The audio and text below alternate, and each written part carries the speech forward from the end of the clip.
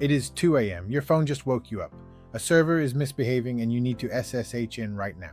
You type your password, you land at the shell, and the first thing Linux shows you is a wall of text telling you to visit ubuntu.com for support documentation.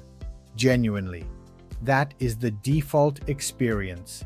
In 2026, I have been managing Linux servers for over 20 years.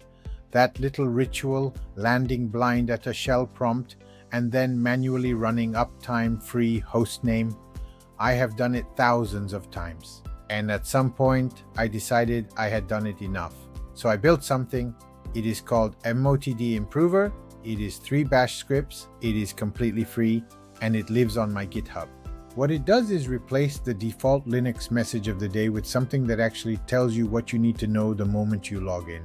Your hostname in large ASCII art, current date, uptime, and load average. A live memory breakdown shows committed memory, the early warning signal for memory pressure, and the current weather because sometimes you just need it. The installer is one script. You run it as root, it detects your operating system automatically, installs dependencies, asks for a location, and then deploys. It works on Debian, Ubuntu, Arhel, Rocky Linux, Alma Linux, Fedora, Arch, OpenSUSE, and Alpine.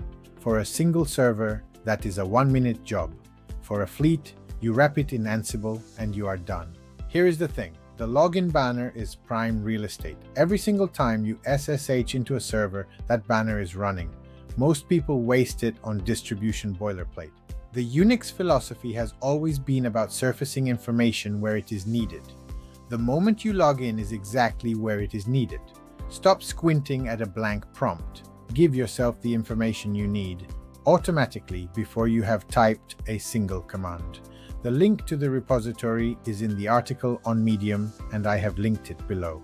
Everything is open source and free. If you manage a fleet of Linux servers, go and have a look. You will wonder why you put up with the default for so long. I certainly did.